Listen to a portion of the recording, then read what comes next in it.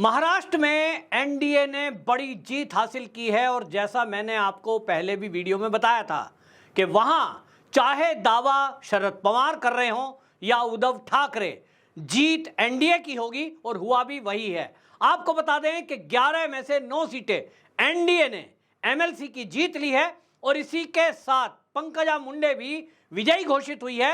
अब एक नया इतिहास, नया अध्याय, ये नए लोगों का जो चुनाव हुआ है, ये अब आगे आने वाले जो लोग विधानसभा के चुनाव हैं उसमें असर इसका दिखाई देगा। और इस जीत से जहां एक तरफ ये भी सिद्ध हो गया कि अभी हाल ही में आपने देखा लोकसभा चुनाव में भारतीय जनता पार्टी की एनडीए की हार हुई थी, काफ़ी सीटें उन्होंने लूज की थी और इसको कह करके दावा किए जा रहे थे कि भाई अब तो जो है यहाँ एनडीए का कोई आधार ही नहीं है। आदित्य ठाकरे जो उद्धव ठाकरे के बेटे हैं, उन्होंने तो ये तक कह दिया कि ये जो है, अब ये जो सरकार है इसका आखिरी सत्र और आखिरी दिन है, खोखे की सरकार बता रहे हैं। वो ये भूल गए कि इनकी जब महाविकास अघाड़ी की सरकार महाराष्ट्र में चल रही थी, किस तरह से पुलिस के द्वारा उगाही का मामला सामने आया था।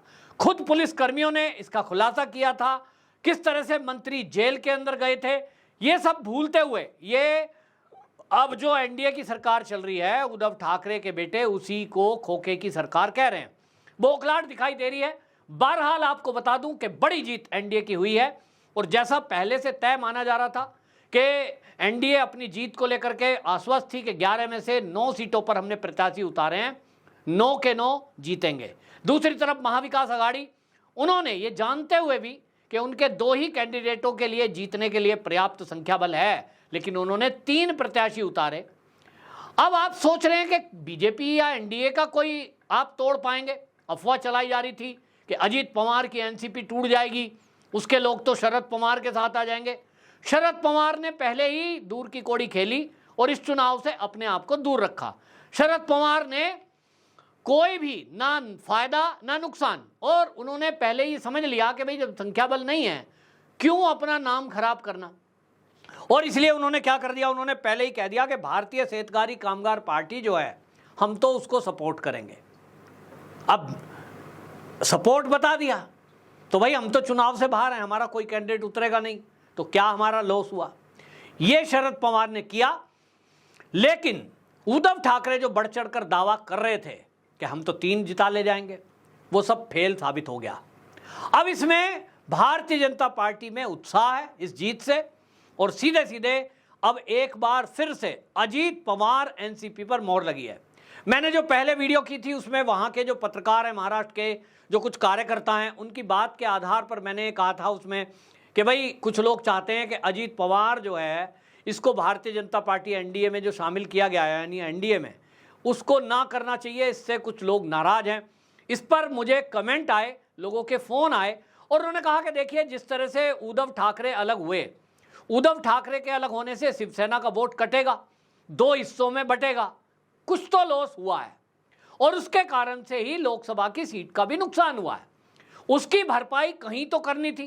तो भारतीय जनता पार्टी ने अजीत पवार गुट को जो एनडीए में शामिल किया है, उसके कारण जो शिवसेना के उद्धव ठाकरे के अलग होने से नुकसान हुआ, उसकी भरपाई के लिए ऐसा किया और आज वो सिद्ध होता दिखाई दे रहा है। अजीत पवार, जिसको ये कहा जा रहा था कि देखिए लोकसभा में तो शरद पवार के कैंडिडेट जीत गए, अजीत पवार के दल का तो कुछ चलता ही नहीं है। आज उनको बता दूं कि लगभग 6 कांग्रेस के विधायकों ने अजीत पवार के जो प्रत्याशी खड़े थे एनसीपी के, उनके पक्ष में वोट किया है और इसी के कारण से जो 2 प्रत्याशी अजीत पवार के जीते हैं, इसी के कारण से जीते हैं। क्रॉस वोटिंग हुई है, अंदाजा पहले से था। 6 एमएलए कांग्रेस की मीटिंग से गायब थे, अब उसका परिणाम दिखाई दिया है। तो इसमें एक और चीज हो गई कि अजीत पवार का रुतबा शरद पवार से कम नहीं है।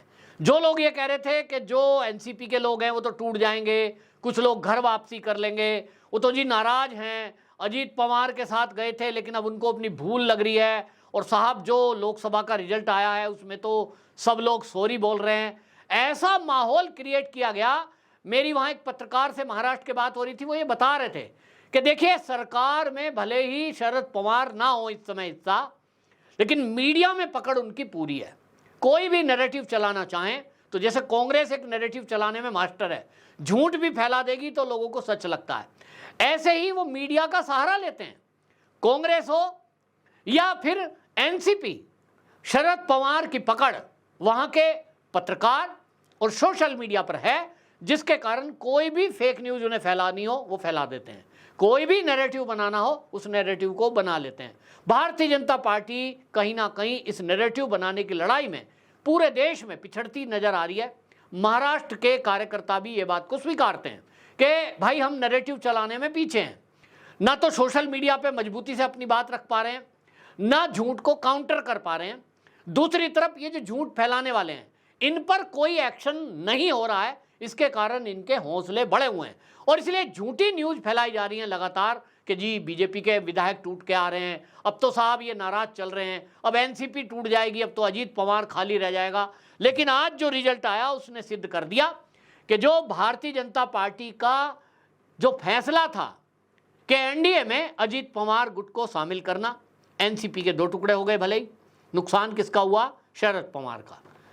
इसी तरह उद्धव ठाकरे को झटका देना था, गद्दारी की थी उन्होंने, उस गद्दारी की सजा देने के लिए बीजेपी के नेता कहते हैं कि ये जरूरी था कि अब उनको सबक सिखाया जाए, तो उनका साथ नहीं लेंगे। पिछले दिनों खबर चल रही थी, मुलाकात हुई है, लिफ्ट में मुलाकात हो गई देवेंद्र फडणवीस से, अब वो आ रहे हैं, ये सब उद्धव ठाकरे ने भी मना किया और अब तो दिखाई दे रहा है कि रास्ता पूरी तरह बंद है। अब तो चुनाव के लिए कुछ वक्त बचा है और इस कुछ वक्त में अब जो कंडीशन आज की है उसी कंडीशन को लेकर उतरा जाएगा।